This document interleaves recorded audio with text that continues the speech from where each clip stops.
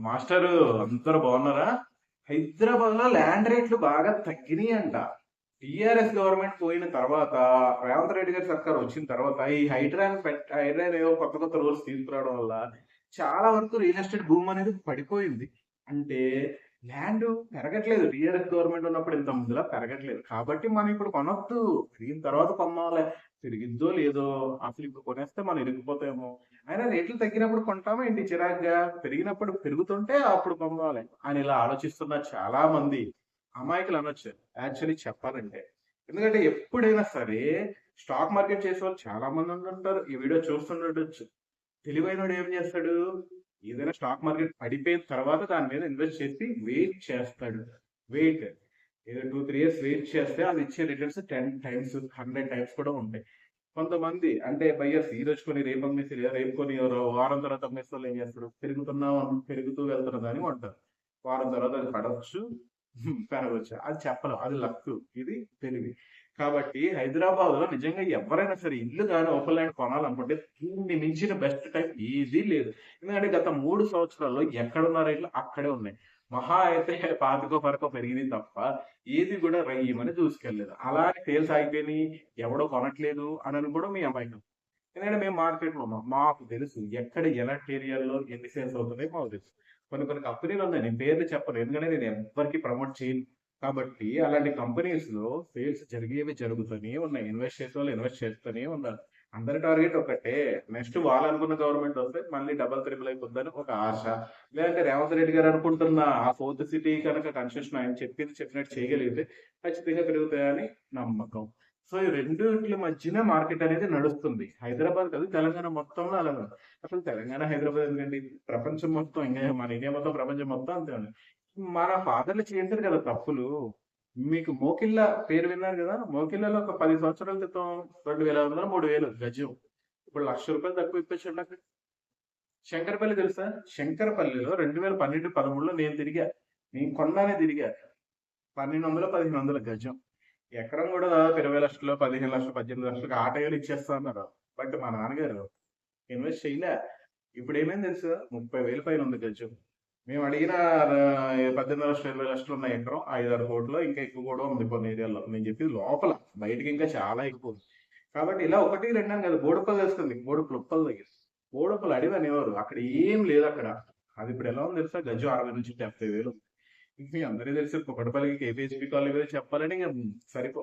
కేపీహెచ్పి colony, నేను cinema theatre ఉండేది అక్కడ విశ్వనాథ్. ఆ విశ్వనాథ్ థియేటర్కి నేను వెళ్ళాలనుకుంటే బస్సు ఎక్కితే కొండలు లెక్క పెట్టుకునే ఉన్నాం. ఈ కొండ తర్వాత ఆ కొండ, ఆ కొండ తర్వాత ఆ కొండ, ఆ కొండ తర్వాత విశ్వనాథ్ థియేటర్ వచ్చింది అని.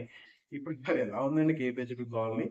అక్కడ ఏమో ఉంటాయండి, ఎల్ఐజీనో ఎన్ఐజీనో ఏవో ఇల్లులు ఉంటాయి. అప్పట్లో 2.5-3 లక్షలు, నేను చెప్పేది 2000 2002 ఆ టైంలో ఇచ్చేస్తున్నారు కొన్ని ఏరియా లోపల. కానీ అప్పుడు కూడా మా నాన్నగారు ఇన్వెస్ట్ చేయలేదు. ఇప్పుడు 3 కోట్లు ఇస్తా ఆ ఎల్ఐజీ ఇల్లు ఇప్పించండి కేపీహెచ్బిలో. రోడ్డు పక్కకే, మెయిన్ రోడ్ వెనకాల గల్లీలో ఉంటాయి అవన్నీ కూడా. ఇప్పుడు చాలా వరకు పడగొట్టేసి అపార్ట్మెంట్లు అయితే కట్టేశారు. కాబట్టి ఎప్పుడైనా సరే ఇన్వెస్ట్ చేయాలని కూడా చేసేయాలి. ఆలోచిస్తూ కూర్చుంటే ఏమీ చేయను. ఇప్పుడు మీరు, నేను, వీడియో వీడియో వీళ్ళందరూ కూడా మా నాన్నగారిలో తిట్టుకుంటాం కదా. ఆ టైంలో ఇన్వెస్ట్ చేస్తుంటే ఏదైనా మంచి ల్యాండ్ కొనుంటే మన బతుకులు ఇలా ఉండవు. ఇలా ఎవరి కింద జాబ్ చేయాల్సిన అవసరం లేదు అని మనం అనుకుంటున్నాం కదా. మరి అదే సిచ్యువేషన్, అదే పరిస్థితి రేపు మన పిల్లలకి ఇస్తామా?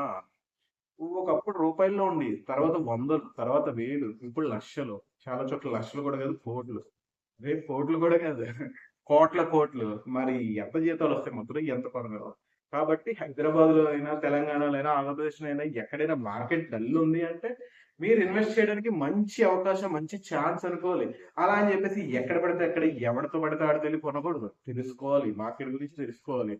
₹1 2 ఎక్కువైనా పర్లేదు, ఈ ఏరియా ఖచ్చితంగా డెవలప్ అయ్యింది అనేవి చాలా ఉంటాయి ఆప్షన్స్. అక్కడ కంపెనీలు రావడమో, జాబులు రావడమో, రోడ్స్ రావడం, ఇంకోటి ఇంకోటి ఇంకోటి.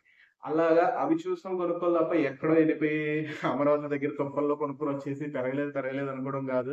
లేదంటే ఈ షాద్నగర్ ఇవన్నీ దాటిన తర్వాత లోపలికి వెళ్ళిపోయి కమసం ఇంకా లోపల ఏవో ఏరియాలు ఉంటాయి, అక్కడ కొనేసి పెరగలేదు అన్నాం కాదు. యాదగిరిగుట్ట దగ్గర ఎక్కడో లోపలికి వెళ్ళిపోయి యాదగిరిపల్లి ఆ లోపల ఎక్కడికి వెళ్ళిపోయి పెరగలేదు అన్నాం కాదు. పెరిగే ఏరియాలు చాలా ఉంటాయి. అవి ఏంటనేది తెలుసుకోవాలి. తెలియకపోతే కామెంట్ చేయాలి. అయినా నేను ఇక్కడ ఇన్వెస్ట్ చేయాలనుకుంటున్నాను, ఎక్కడ చేయాలని నాలాంటి వాళ్ళు అడగాలి, లేదంటే మీకు తెలిసిన వాళ్ళు అడగాలి. ఒకరిని అడిగి మళ్ళీ డిసిషన్ తీసుకోకూడదు. అన్ని చూడాలి. ఇక్కడ పేర్లు మాత్రం మీరు పట్టించుకోవద్దండి. ఈ కంపెనీ మంచిది, ఆ కంపెనీ మంచిది, అలా కొందాం. ఏం లేదు, కంపెనీ పేరు చెప్పి గజానికి అడుగుకో 2-3 వేలు ఎక్కువ దొబ్బుతాడు అంతే. అంత మించి ఏం ఉండదు. ఏదైనా ఒకటే, భూమి ఏదైనా ఒకటే. మనం చూడాల్సింది ఏంటంటే అది హెచ్ఎండిఏనా కాదా, డీసీటీపీ లేఅవుటా కాదా, ఇలా ఇవి చూసుకోవాలి. జీపీ లేఅవుటా, ఇందులో కొంటే బెటర్, హెచ్ఎండిఏలో కొంటే మనకి ఎన్ని సంవత్సరాలు ఎంత పెరిగింది, డిటీసీపీలో కొంటే ఎన్ని సంవత్సరాలు ఎంత పెరిగింది, జీపీ లేఅవుట్లో కొంటే నష్టం ఏంటి, ఇలాంటివన్నీ మీరు తెలుసుకున్నారు అనుకో, అప్పుడు ఆటోమేటిక్ గా మాలాంటి సలహాలు కూడా అవసరం లేదు. కాబట్టి ఇన్వెస్ట్ చేయాలనుకుంటే చేసేయండి, అంతేగాని పెరిగినప్పుడు కొందాం, పెరిగేప్పుడు కొందాం, పెరిగేప్పుడు కొనేది ఏముండదు. అమ్మ పెరిగిపోయింది, పెరిగిపోయి మొన్నటిదాకా బంగారం కొనుక్కోండి అయ్యా, కొనుక్కోండి అయ్యా మొత్తుకున్నానని లేదా. 60 ఏళ్ళు ఉన్నప్పుడు నుంచి చెప్తున్నాను, 70,000 అయింది, 70,000 అప్పుడు చెప్తున్నాను 80,000 అయింది. నేను 1,00,000 అయింది అంటే 1,00,000 అయిద్దా కలగంటున్నావా అని కామెంట్లు పెట్టిన ఎంతమంది ఉన్నారు తెలుసా నా ఇన్స్టాగ్రామ్ లో, నా ఛానల్స్ లోని. మరి ఇప్పుడు 1,75,000 అయింది. అది ఇప్పుడు కొనగలమా మనం? చాలా మంది కొనలేరు. కొంతమంది అత్యవసర పోయి కొనుక్కొని మునిగిపోయిన వాళ్ళు ఉన్నారు. వాళ్ళకు కూడా బంగారం కొనుక్కోమంటే వెండి కొనుక్కుంటారు. పడిపోయింది. అలా అని మళ్ళీ పడిపోద్దని నేను అంటున్నాను. అలా పెరిగింది. వెయిట్ చేయాలి. దేనికైనా ఓపిక ఉండాలి. ఓపికతో వెయిట్ చేస్తే ఏదైనా సరే పెరుగుతూనే ఉంటాయి. మెటల్స్ కానీ, భూమి కానీ. భూమిని మించింది ఏది లేదండి. భూమి ఫస్ట్, తర్వాత మెటల్స్, తర్వాత ఈ షేర్ పైన ఏదైనా కూడా. కాబట్టి తెలివిగా నిర్ణయం తీసుకోండి తప్ప చూద్దాంలే, ఆలోచిద్దాంలే అని మాత్రం అనుకోవద్దు. నిజంగా ఇప్పుడు మంచి టైం. ఉప్పల్ లాంటి ఏరియాలో 3 బెడ్రూమ్ ఫ్లాట్ మీకు 75 లక్షలకే వచ్చేస్తుంది. కొంచెం లోపల గట్కేసర్ అలాంటి చోటకి వెళ్ళారు మీకు 40 నుంచి 50 లక్షలకు వచ్చేస్తుంది డబుల్ బెడ్రూమ్. అది ఇటు సైడ్ కేపీహెచ్పీలో చూసుకుంటే చాలా అపార్ట్మెంట్లో కట్టేసి కొంచెం సేల్స్ లేక డల్గా ఉన్నారు.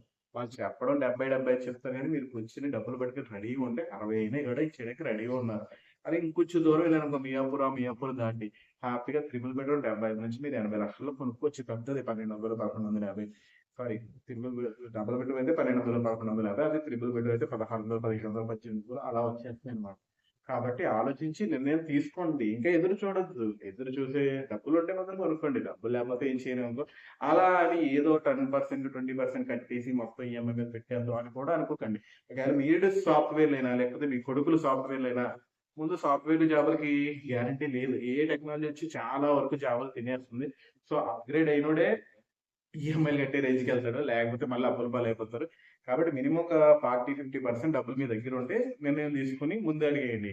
ఈఎంఐలు మాత్రం నమ్ముకోకండి. ఈఎంఐలు తీసుకోండి మంచిదే, బట్ మీ జాబ్ గ్యారంటీ ఉందా, లేదంటే మీ బిజినెస్ ఎప్పుడు ఎల్లకాలం ఒకేలా ఉంటుందా అని మాత్రం ఆలోచించుకోండి. ఎందుకంటే ఇల్లు ఉండడం, ల్యాండ్ ఉండడం మంచిదే, బట్ అవి ఉండాలని చెప్పేసి లేని ప్రజలు ఎత్తి మీద తెచ్చుకుని పెట్టుకుంటే అదొక పెద్ద టార్చర్. కాబట్టి ఇవన్నీ కూడా క్యాల్కులేట్ చేసుకుని ఒక మంచి నిర్ణయం తీసుకోండి. సో తెలుసు కదా, నేను కింగ్ సతీష్, మీరు చూస్తున్నారు సతీష్ విజన్ ఛానల్. అలాగే మరిన్ని మంచి వీడియోస్ కోసం, మంచి ఇన్ఫర్మేషన్ కోసం మన ఛానల్ అయితే సబ్స్క్రైబ్ చేసుకోండి. ఎందుకంటే నేను ఇచ్చే ఇన్ఫర్మేషన్ కి మీరు నాకు ఇస్తున్న గిఫ్ట్ అదొకటే. సో అది మ్యాటర్. ఉంటా మరి, బాయ్.